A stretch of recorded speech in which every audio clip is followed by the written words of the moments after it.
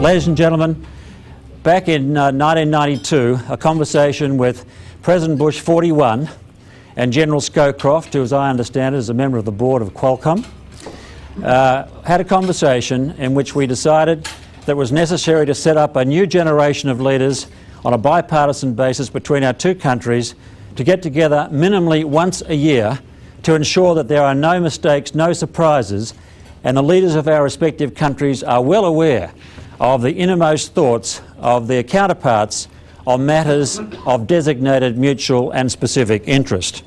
Now, why we're here today is that we're 14 years young, and to date we have spent most of our time meeting with our friends in Washington DC when we're here in the United States, but the future, we all think globally, but the future belongs to the neighbourhood, the Pacific, that we share.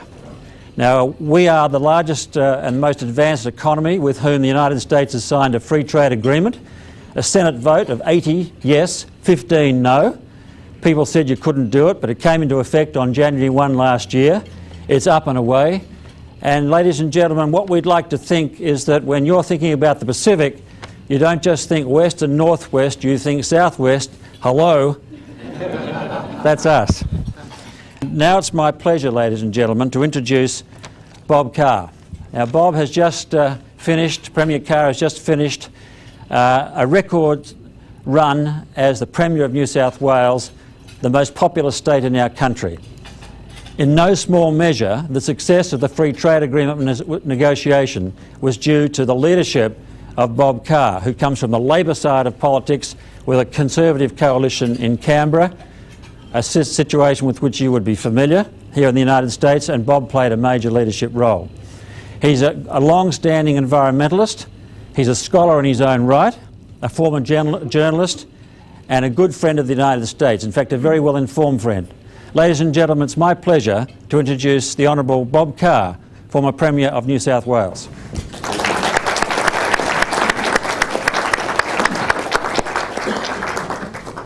Thank you very much, Phil. I asked Phil before we began the detailed planning for this event if we would have a sufficient audience, and he said he brought one with him. He certainly delivered. My other great pleasure with today's program is that joining me in asking some questions of Bob Carr is Andrew MacIntyre, our former colleague here at the International Relations and Pacific Studies School and a distinguished scholar of the Pacific region in his own right. So Andrew, welcome back home. Thank you very much.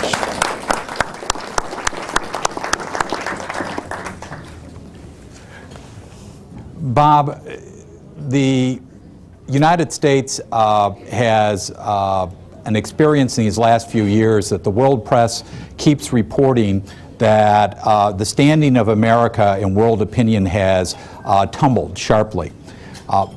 Americans often have experiences traveling overseas that seem to reinforce that. But it's also clear that the picture that the press reports is oversimplified. American corporations like Nike and Coca-Cola have record sales at the same time as supposedly the American cultural icons are diminishing.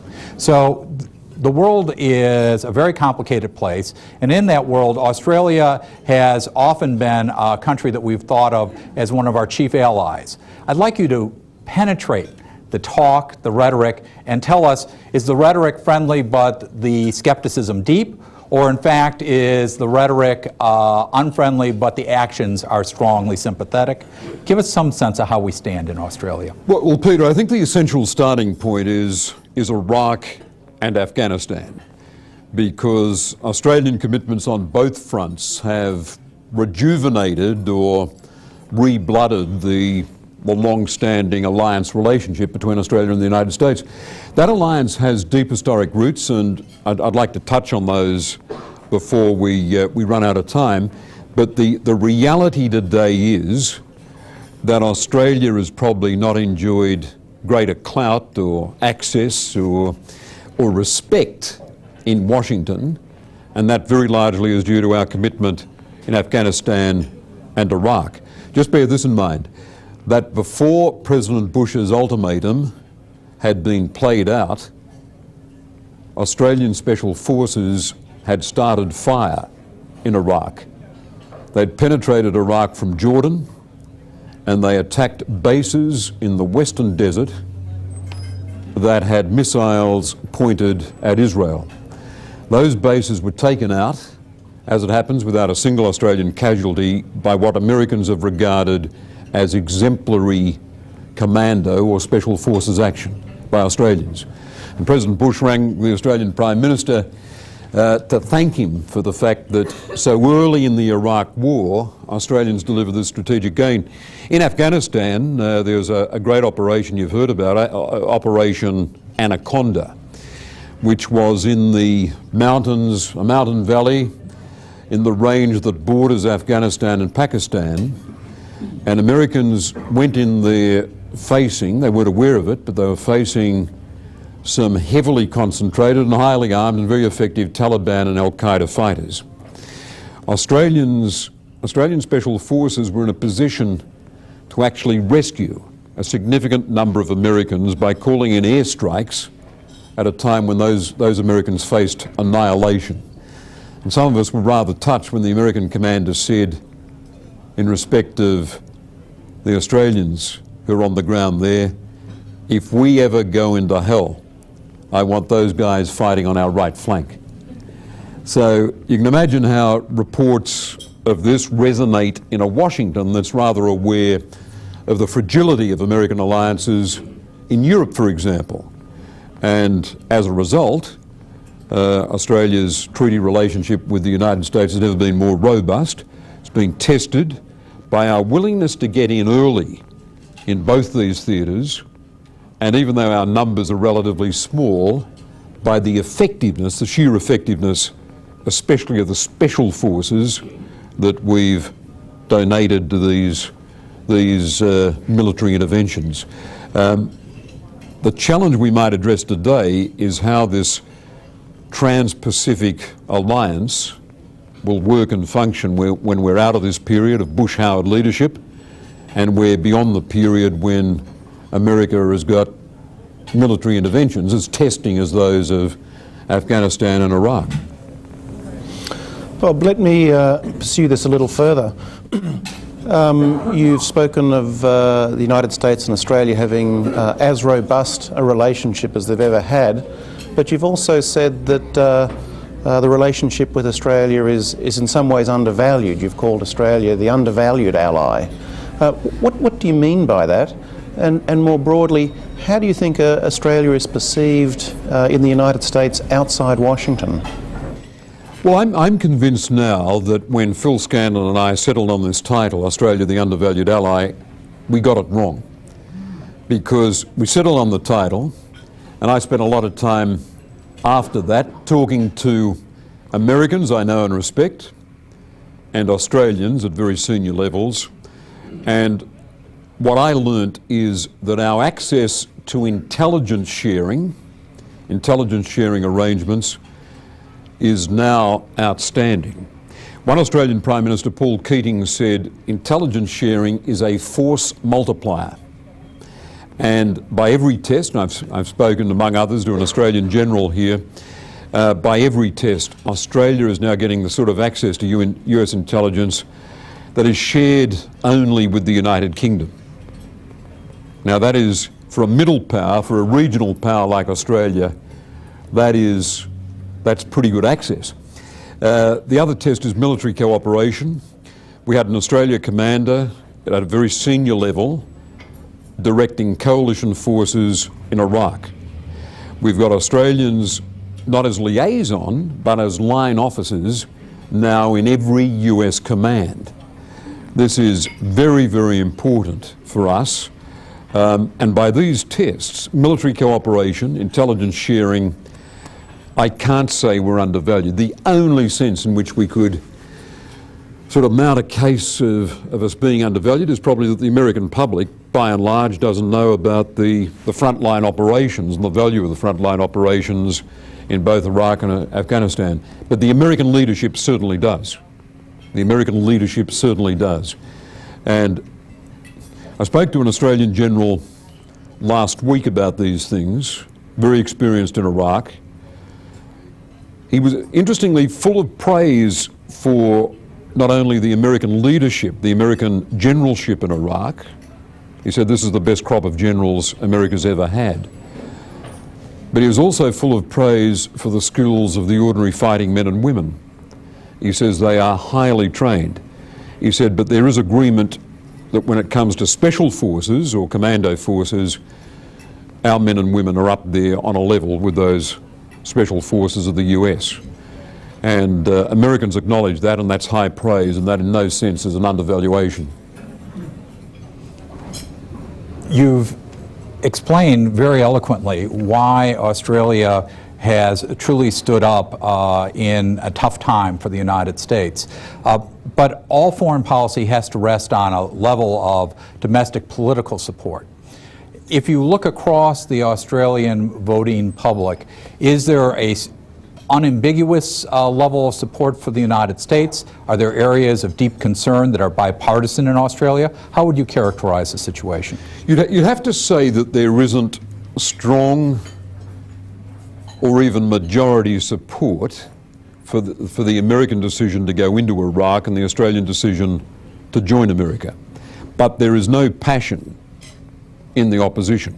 I can't recall in the last couple of years a demonstration on the issue. And I think the Australians here would agree with my consensus that while those reservations existed, and while my party at the national level, my party opposed Australia backing Americans in Iraq, it didn't figure in the last election campaign as an issue. There's no passion in the argument. And there would be a consensus in Australia that having gone in there, it's better for both of us to salvage something from the situation and get a viable government in Iraq with viable security forces. And that is the test. A victory in Iraq doesn't mean the other side surrendering, because the jihadists will not do that. A victory in Iraq is a viable government that can stand on its own feet, backed by a serious, trained and equipped military that's going to support Iraqi sovereignty. Bob, let me shift the conversation in a slightly different direction and bring in the role of state governments. Here in California, of necessity, given the commercial ties and the flows of people backwards and forwards across the border, the government of the state of California is active in working on its relationship with Mexico. Now, there's not an exact parallel to your former state of New South Wales in terms of a next-door neighbour relationship, but can you tell us something about how you see the role of state governments in international affairs, international policy? Do you see changes there, whether it's on social policy issues, counter-terrorism preparedness? How do you see the role of state governments? Well, you got to pardon a former, what you'd regard as what you'd describe as a former governor. I'm of the view that all federal systems are conspiracies against the states. all designed to extract the maximum revenue, to leach the states of their legitimate revenue base. And more seriously, of course, any federal system, the history of any federal system is a history of powers accruing to the centre. Australia's gone further than most, I've got to say. Australia's got a very centralised federal model. The states are important, though. Phil mentioned a role I had in my party's own attitude towards the free trade agreement with the United States, but it looked like there was some wobbling at the national level. I and other state premiers, all of whom are Labor, spoke out and said, we want this free trade agreement. We think the economies of the Australian states would benefit from the free trade agreement, and that helped bring federal Labor back into line, and that was rather important because before the last federal election, the opposition parties had a majority in the Australian Senate, in the upper house of the federal parliament. So the states can still be significant. While I was Premier from 1995 to 2005, we participated in the internationalisation of the Australian economy, the New South Wales economy. I mean, Sydney is a truly cosmopolitan city. It's bursting with jobs in an internationalised finance sector, regional headquarters. It's an international finance centre, and that transformation was given effect to by state governments that, like state governments here, are competing for investment figures and employment growth. Sitting here in sunny La Jolla, we often have the perception that Washington is as over there in some ways as Australia is, and the question that often comes in this state that has one of the largest economies in the world and a deep embedding in the Pacific is really, how is California doing in this emerging Pacific region? How are we doing as a competitor against other governments and regions around the world? How are we doing in engaging with our partners in the Pacific? As a person who has led a state, how do you think we're doing as a state? I'd be, if I were in Californian politics, I'd be committing myself to getting rid of mandated spending. I think a large part of state government is running state budgets. You can't run state budgets if spending is mandated through plebiscites. That is a crazy way to run a budget. Education should not be fixed as a percentage of state government outlays. And I think that is almost a dysfunctionality in the California Constitution. I think you've got to have strong executive budgets. If someone has a mandate as governor, he or she ought to have the right to get a budget and get a budget through a legislature. Our strong system of political parties guarantees that. Our Westminster, our British-style system guarantees that, and that makes me worry about the viability of government in California and California's competitiveness up against other states and other regions in the Pacific. My other two other concerns. One is, and I speak as a committed environmentalist and someone who's a planning minister in New South Wales, a lot of businesses have raised with me a slow development approval path in California, especially for industries that involve some risk. Refinery capacity is an example often quoted. I'd be concerned about that. All systems load up environmental planning and assessment statutes with extra tests. For example, maintaining species diversity. But then there comes a development approval process, and what you've just added to the legislation is going to add 2 years to develop the development approval path for a bit of industry or a bit of public infrastructure. My fourth concern is about the American system. I'm speaking very frankly here, I'm speaking as a friend of the United States, is the self-interest of the plaintiff law lobby in America. And I was very proud as Premier of sponsoring tort law reform. We tackled third-party motor accident insurance, car insurance. We tackled workers' compensation insurance, and I'm, as I said, a Labor Premier. I had a demonstration of the Labor movement around Parliament House. I tried to lock my party out. We tackled medical indemnity insurance, and we tackled public liability insurance because public events couldn't be held. The insurance was out of control. And I'd really like my American friends to have a look at what we did in New South Wales and take tort law reform seriously. I don't know why the Democratic Party has got to link itself to that section of the law lobby. When we took them on, we found that there are as many lawyers on the other side of these arguments, and it was a big boost to the competitiveness of New South Wales to get comprehensive tort law reform in these 4 areas enacted. It has brought down business costs. We were able to deliver a recent drop in workers' compensation premiums that followed these tough decisions on workers' compensation reform. So, environmental approval process, tort law reform, getting an executive budget through a legislature with some certainty, and getting rid of mandated spending requirements that emerge through these plebiscites.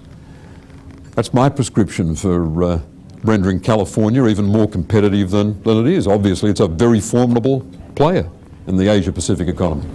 A modest agenda. Bob, I speak as a friend. Bob, we have a series of questions that have come up to us from the audience on a range of interesting topics. So Peter and I will just put some of them to you.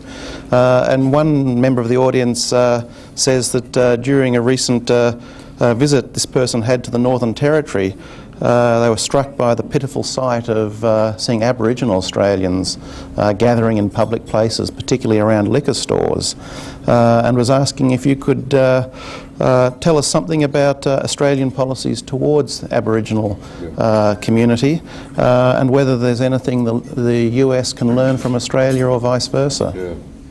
Well, the worst indicators when it comes to the position of the Aboriginal community in Australia are longevity, life expectation. There is a huge gap between that for the non-Indigenous and the Indigenous population. And drug and alcohol abuse, especially the incidence of glue sniffing among young Indigenous Australians in remote communities. So alcohol and drugs have had the same impact, perhaps a worse impact, on Indigenous Australians as on Native Americans. That's the analogy. The most hopeful indicators are those on high school completion rates and job training and a movement into the professions. They're the most hopeful indicators. But it is a huge public policy challenge to Australians. The fact that Indigenous Australians lag on the crucial indicators. There's not much for us to be proud of. The legal initiatives that might strike a chord here are the landmark court initiatives. Our highest court is called the High Court. It's the equivalent of your Supreme Court. It's a constitutional court. It decreed that traditional Indigenous patterns of land ownership survived 200 years of white settlement in some circumstances.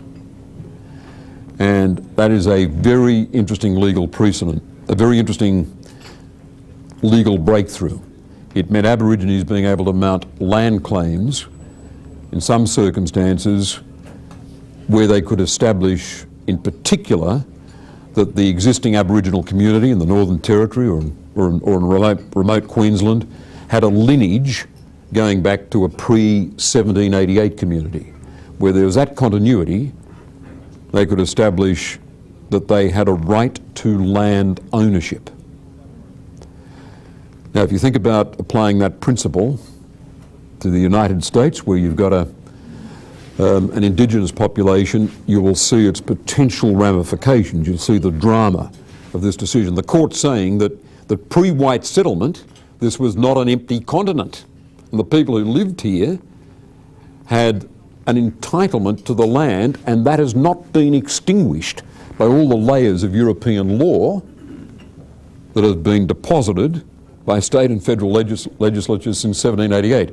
Now, in reality, this has been slow working itself out, and there have been relatively limited breakthroughs because access to this principle has got some limitations. But as Australians cannot be proud of the way the first Australians, the old inhabitants of and custodians of our land, have emerged from over 200 years of European colonisation. Globalization has a funny two-edged effect to it.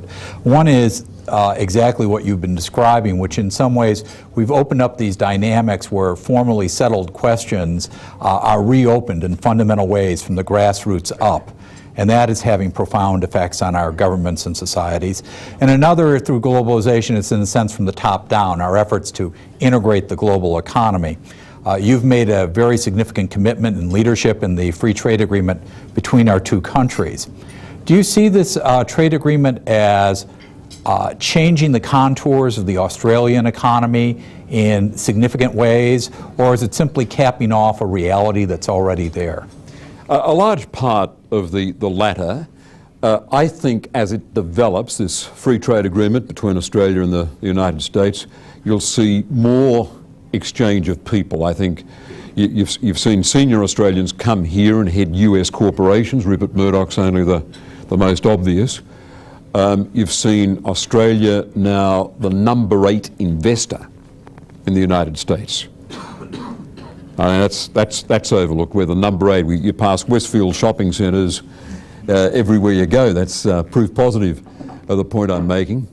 I think more people flows, more exchange of people, and more institutionalised investment flows. That will be the most noticeable impact of this FTA between Australia and the US. I've got to say about Australia and globalisation, I doubt if you can highlight any corner of the world that has benefited more from globalisation than Australia. We've had for 15 years, we've had the top growth rate in the OECD. We've done that after bringing down tariff levels, after deregulating our finance sector, after massive privatisation of authorities that have been owned by federal and state governments. It has been a classic case of economic reform. It's been a Labor government, a lot of it, between 83 and 96. John Howard's government has continued, now tackling big reforms and much debated and contested reforms in industrial relations. Australia's productivity growth has been up there even higher than that of the US. Unemployment's below 5%. We're the very opposite of the sclerotic economies of Western Europe. I mean, when these debates come up in Australia, I challenge people, and globalisation's not a popular word, I challenge people to nominate any area where Australia has been left behind by globalisation. The cost to a family of shoes and clothing have come down by thousands of dollars per year in real terms, plus the cost of running an automobile, in real terms in the last 20 years. Savings as a result of these reforms of thousands of dollars a year into family budgets. Australia is one of the great case studies of globalisation delivering higher living standards.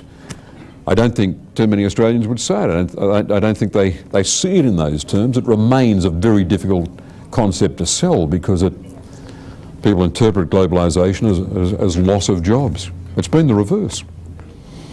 Bob, let's shift from the global level to the regional level. We've got a question about regional economic integration in the Asia-Pacific region and the extent to which Australians are concerned, or perhaps should be concerned, about some efforts to exclude Australia and the United States from some of the forums for regional cooperation.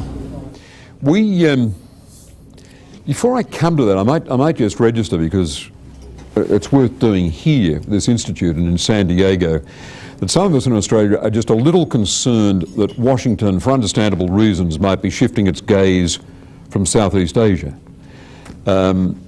You had some members of President Bush's team in his first term, with a lot of experience in this part of the world, move on. We regarded Rick Armitage, for example, as a very knowledgeable friend of Australia and good on Asia. Paul Wolfowitz, for example, regarded, whatever you think about his advice on other issues, regarded as an outstanding US ambassador in Indonesia. We're a bit concerned that across American universities, for example, you don't see much attention to Southeast Asia and to Indonesia, the world's largest Muslim nation in particular. That's your specialty, and this university is to be congratulated for its attention to matters across the Pacific. There's just a tremor of concern in Australia that changes in the administration and Washington's understandable focus on China, India, Russian nationalism, the Middle East, might be taking America's gaze away from an extremely important part of the world. Now, Australia lives in that part of the world, and it's not a benign or a non-dangerous place. one key to understanding Australia and the importance we place in this alliance relationship is that we are not Canada. Canada is an example of an American ally that lives in a benign part of the world. We don't live in a benign part of the world, and this cross-Pacific partnership is very, very important to us. Americans were pretty relaxed about not being included in a new forum called the East Asia Summit. And China's in it, India's in it, Vietnam played an interesting role. It went out of its way to see that Australia got included. Vietnam, very interestingly, thinking of Australia and New Zealand as counterweights to the influence of China in this forum. Let's mark that as an interesting statement by Vietnam. America, I thought, might have got a little nervous about not being invited into this new forum, but the American response, I think sensibly, was quite relaxed. We're pretty pleased with the level of cooperation in Southeast Asia in counter-terrorism. I think we, Americans and Australians, can be very, very encouraged by trends in Indonesia. You're the expert on that, you really ought to talk on that. It wasn't a high base, but this Indonesian president is far better than any of his predecessors, and that should be very encouraging to us given the scale of the Indonesian challenge. Well, one of the other key facts for both of our countries is the extraordinary rise of China, which is on the verge of becoming the largest exporting country in the world.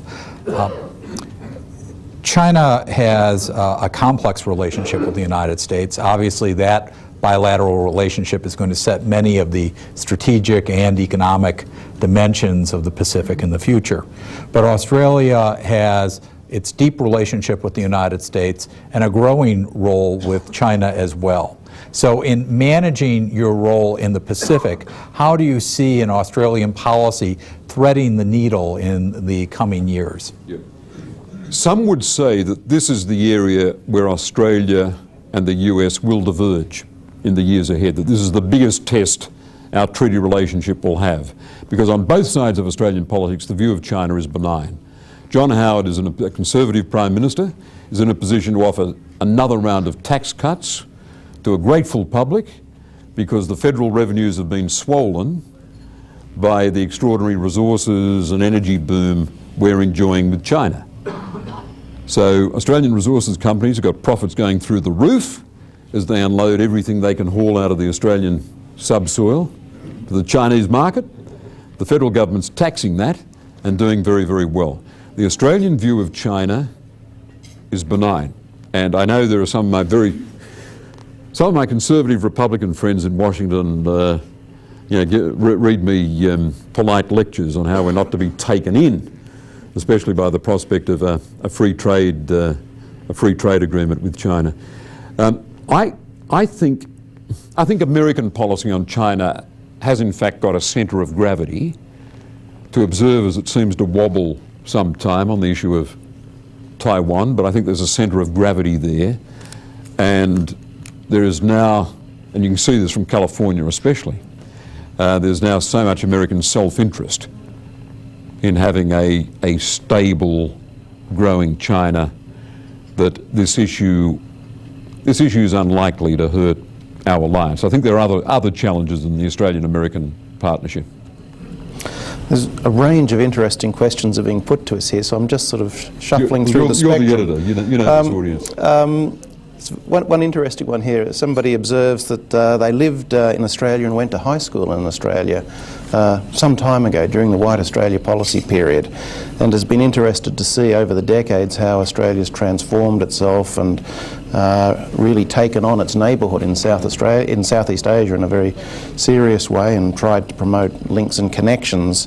And the questioner draws or wonders about parallels to the United States relations in Central and Latin America.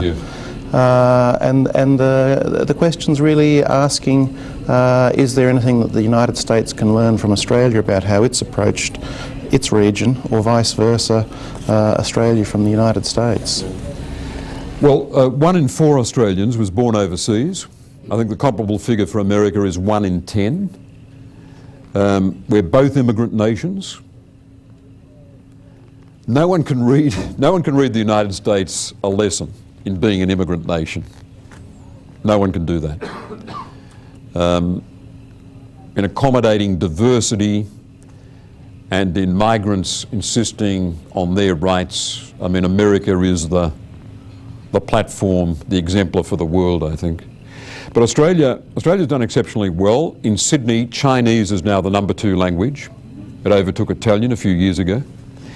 One of my most pleasant duties as state premier was to give out awards to the top performing students in the higher school certificate every year.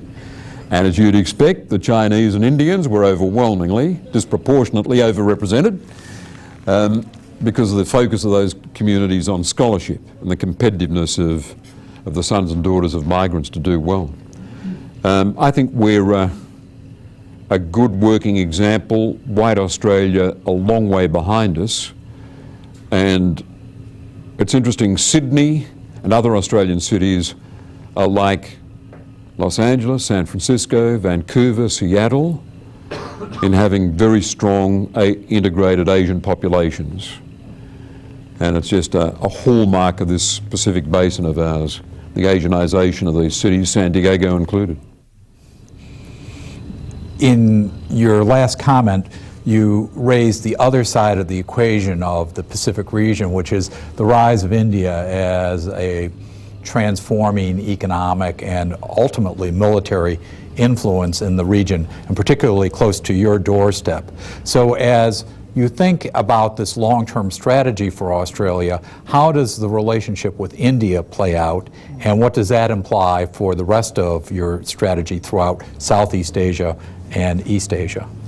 It's a relationship that is only now beginning to mature. I mean, the Indians now choose Australia for university education, second only to the UK. We've been a beneficiary of it being more difficult, of it being made more difficult for Indian students to get into the US. And we're up there, the last figures I saw, we're up there as number 2, recruiting Indian students. So there's good people-to-people activity. We're only now, of course, post-September 11, exploring cooperation on counter-terrorism. India is vital on that front, as Washington deeply appreciates. It might become more vital if Pakistan becomes a truly non-performing state, and if Bangladesh emerges, as some people fear, as a base for terrorist activity. India's very important in all of this. India's very important as we look into Afghanistan and into the other stand states as well. So Australians follow with interest the maturing or the evolving Washington attitude towards India, and we can only benefit from the economic reforms that are producing economic growth in India, I think of 7-8% per annum. I mean, this is very exciting for India. The pride of Indians is almost palpable. We're welcoming Indian investment into Australia. We're investing big in India. We're at the start of something huge. It'll be different in quality from what we've witnessed with China. But where Australia sits, we can only benefit. We'll see the occasional call centre go to India, but people, when people lament a call centre going to India from the US or from Australia, they overlook the fact that India's made sacrifices for economic reform. India has closed an old-fashioned automobile industry. India has opened up its huge market to computers. You used to have to wait in India 12 months to get, 24 months to get approval to import a computer. This has created huge opportunities for the rest of the world as India's reformed its huge economy. We're only at the start of this experience. Bob, you emphasised early on in this conversation that your perception is that Australia has won respect in Washington because of its early and active role in Iraq. A question about how things may shift as or if criticism of the war within the United States spreads and deepens, whether that's likely to have an effect on the way Australia is viewed, whether Australia's enthusiasm for that war will be so valued in the future if the climate of public opinion in the United States turns further away from the war. We've noticed a greater willingness in recent months for Democrats in Congress, perhaps even Republicans, to criticise the war. That might have resonated in Australian politics with the opposition leader, Kim Beazley, leader of the Labor Party in national politics, saying we must have a plan to pull out Australian forces. It's still not an issue that has attracted passion in Australia, and I think the consensus in Australia on both sides of politics is that it's better to salvage something from this than to make a premature statement. It's better to get a viable government in Iraq, if we possibly can, with a well-trained army.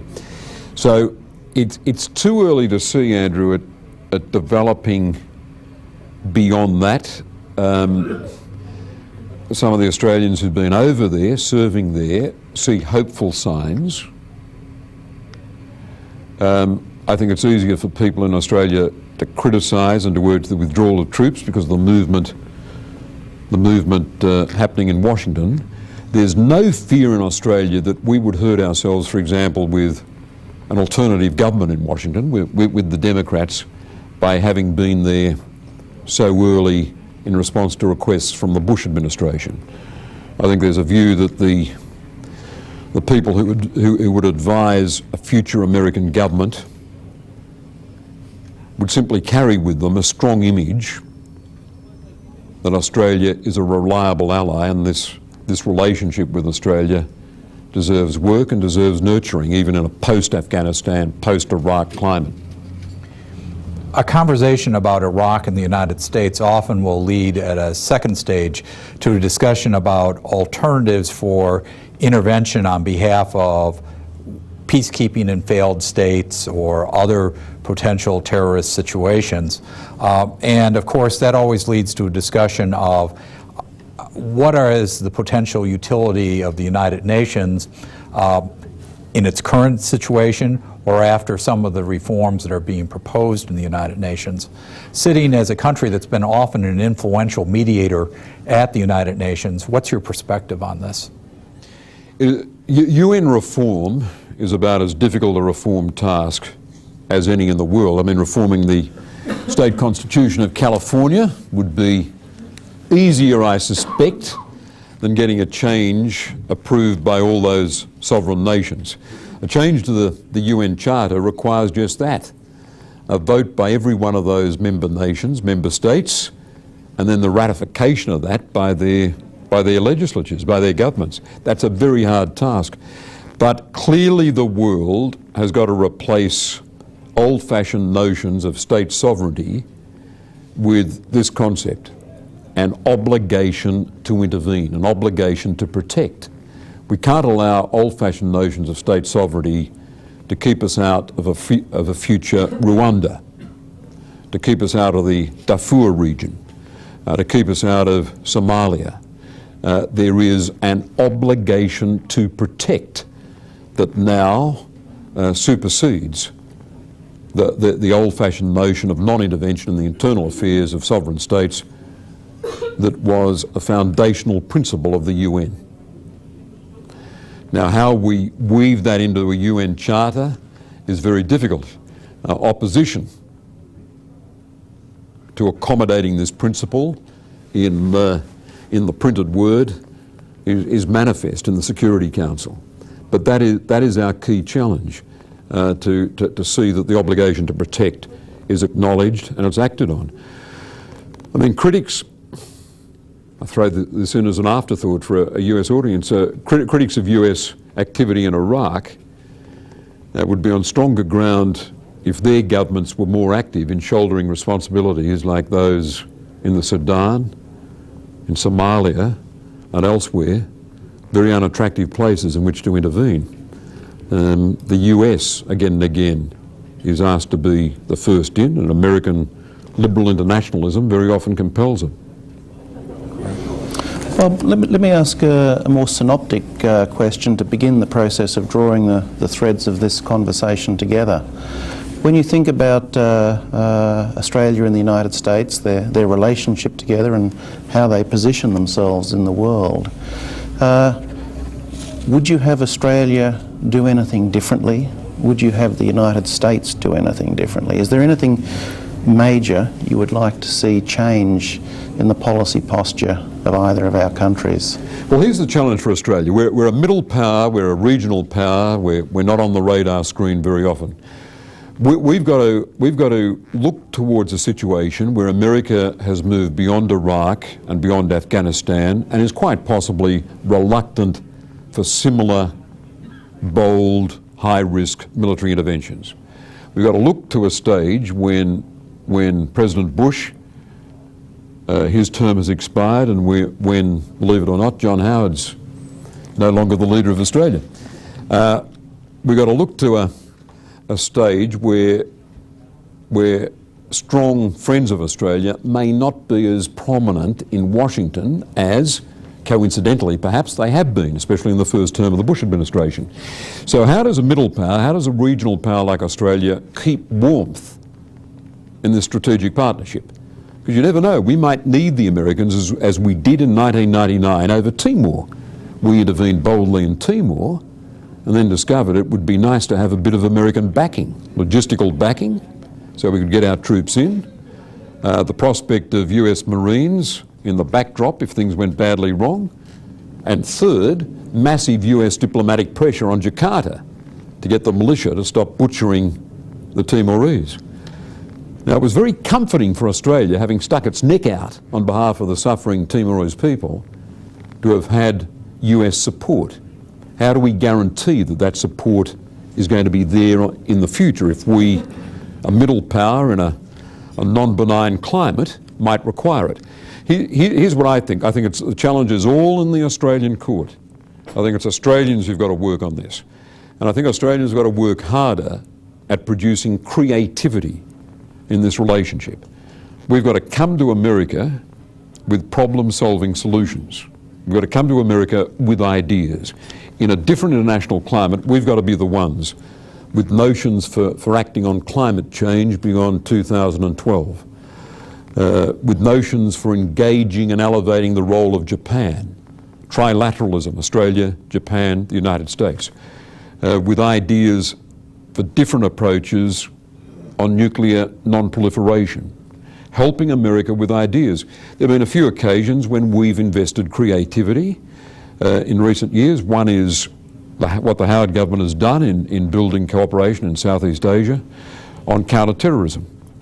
Under the Keating Labor government, APEC was something that Australia pushed in a particular form, and America found that helpful. We've got as a creative country, we've got to invest creativity in this trans-Pacific relationship, and if we do it, this alliance will retain its meaning. If we don't, we'll be seen as complacent and lazy, and the gaze of the imperial power will be drawn to other parts of the world and not our corner of the world. Let me just note in passing, as the ball comes back towards Peter, that your emphasis there on it really being up to Australia, the ball being in Australia's court for working to keep American interest and attention to our part of the world. And that, of course, fits exactly with the mandate and the mission of the Australian-American Leadership Dialogue.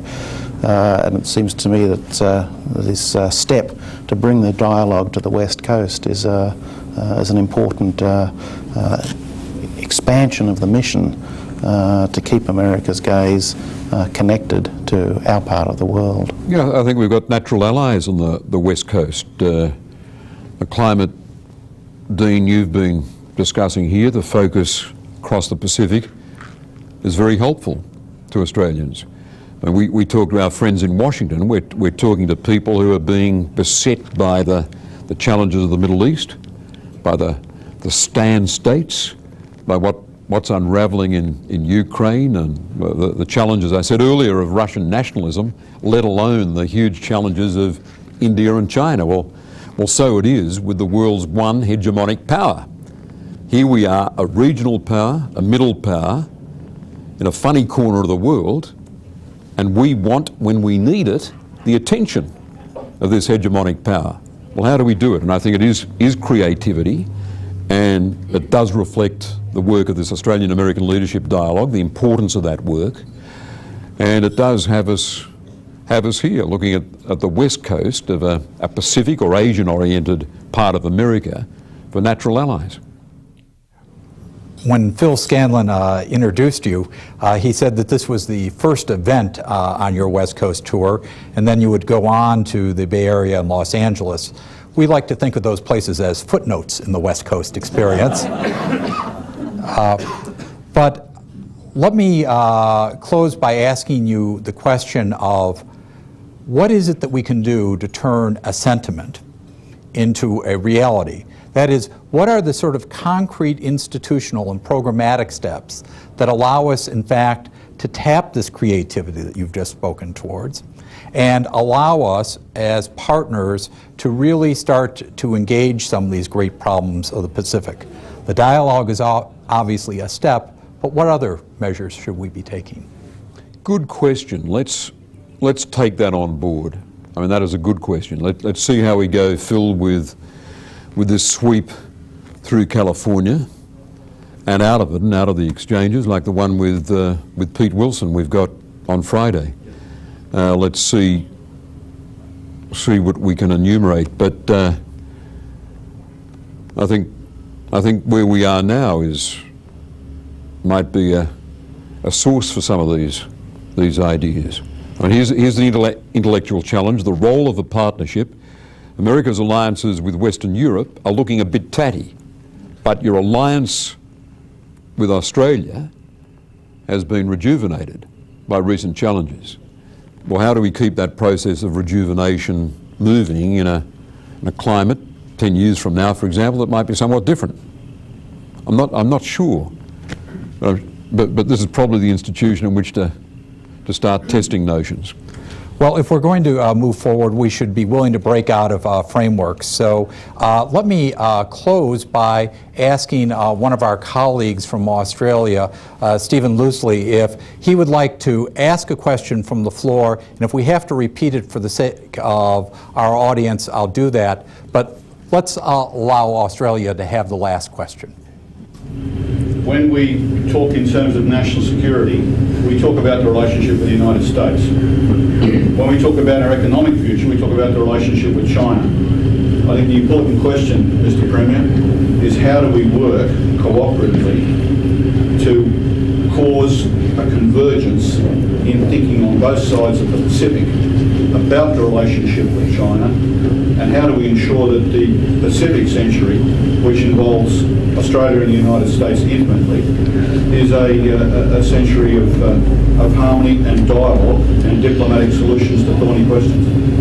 I think the best advice we've had on China, it's emerged from some of these dialogue forums, has been this. First, the Chinese themselves don't know at this stage precisely how they're going to use their power. We've got to accept that. They don't know themselves precisely the form the accretion of power is going to take for them. They're resolved on some things. They're certain that power will remain with the Communist Party of China. When you look at the alternatives, that is of a stridently nationalist China, that's perhaps not as frightful a fact as Democrats might otherwise think, small d Democrats might otherwise think. But I think we've got to accept the Chinese themselves don't know what they're doing with their strategic clout. They're feeling their way. And the second thing is just a bit of wisdom, and that is great powers do what great powers do. And if nations in the process, China, eventually India perhaps of becoming a great power, then they'll accumulate the sort of military hardware that great powers accumulate. It will happen. Now they're two scraps of wisdom, or two half-truths, that I think can usefully guide us until we see evidence to the contrary. They're feeling their way. They will behave as a great power behaves. But from an Australian perspective, the pace of economic integration, of economic reform, and even of political movement domestically in China is encouraging. I was participating as an interviewer of Bill Clinton at an Australian-based forum. Bill was on the video screen, and I was in Australia doing the interviews, and this issue came up, the political transformation within China. And he said, well, look, when I was president, I went over to Shanghai and they put me on the local radio station with the mayor, and people phoned in. And he said, here I was, the president of the US, most of the questions were for the mayor, and they were damning criticisms of the record of the local administration on potholes and bus services and environmental services. And he said, I was moderate, he said words to the effect, I was moderately encouraged by that. And he said also have a look at the growth of non-government organisations in China, and that's not a bad indicator of political change. So that's an Australian perspective, and it's more hopeful, more sanguine about China than you'd get from a lot of apprehensive American think tanks on the right. I think we've got to feel our way with them as they feel their way with themselves, and accept that great powers behave as great powers. Well, Premier Carr is the dean of a school which is built on the premise that we can do something great with the Pacific Century. I welcome those closing thoughts. I'd like to thank UCSD TV for being our partner in this program. I would like to thank all of our colleagues from Australia for providing leadership today in allowing us to begin this discussion that I think will lead to very significant results for both of our societies. Thank you very much, Premier.